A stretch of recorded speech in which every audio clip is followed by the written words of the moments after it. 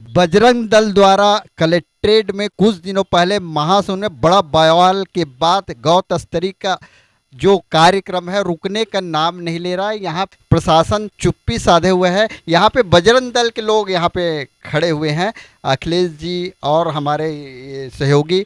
ये आज की जो हुआ है गौ तस्करी के बारे में आपने जप्ती बनाया है, वो उसके बारे में आप बताना चाहेंगे, क्या है, कैसा हुआ?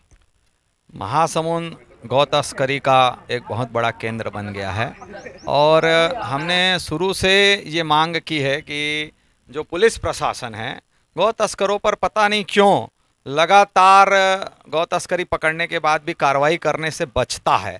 आज भी हमारे को आरंग क्षेत्र से आने वाले ग्रामीणों ने सूचना दी कि भैया हमने गौ तस्करी पकड़ी है, आप लोग थाने आइए।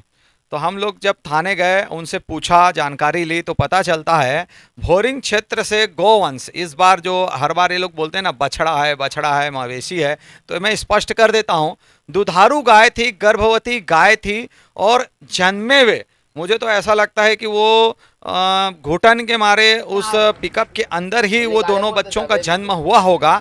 और ऐसे आज के जन्मे बच्चों को भी उन लोगों ने नहीं बख्शा। 9 नग गौ माता और 2 नवजात बछड़ा उस छोटे से पिकअप में भर करके और ऊपर से उसको जो है तारपीन से ढक करके इतने घुटन में वो लेके जा रहा था।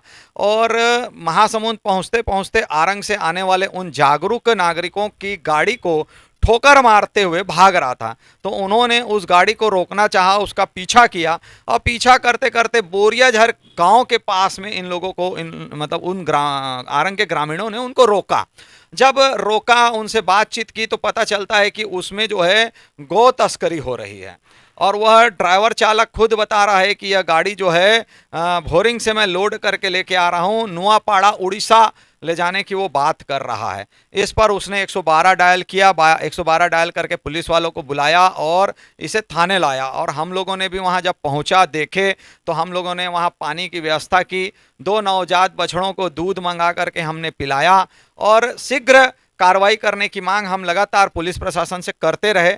और बहुत देर बाद जब हम लोगों को एक लेटर उन्होंने जारी किया, तब फिर कोसरंगी की गौशाला में उन गायों को हमने छोड़ा। और शाम तक हम लोग डटे रहे कि एफआईआर हमारे को आज चाहिए करके, पर वो लोग कुछ कुछ बातों को लेकर के घुमाते रहे। और इसके पहले हमने जो दर्ज कराई थी एफआईआर, उस पर भी आज किसी भी प्रकार की कोई कार्रवाई नहीं हुई है। और 4 रोज पहले बागबारा में भी हमारे बजरंग दल के कार्यकर्ताओं ने माजदा गाड़ी रायपुर मंदिर हसोद से पीछा करते हुए आकर के पकड़ी थी। और गाड़ी को जब पंचर कर दिया गया, तो ड्राइवर जो है पंचर गाड़ी को चलाता हुआ वो भाग रहा था, पर हमसे वो कब तक बच के जाएगा। फिर अंततः पकड़ाया, पकड़ाने के बाद उसको भी हम लोगों ने पुलिस के हवाले किया। और मैं आज फिर से पुलिस प्रशासन को कहना चाहूँगा और चेतावनी देना चाहूँगा कि आपकी खुफिया विभाग क्या कर रही है।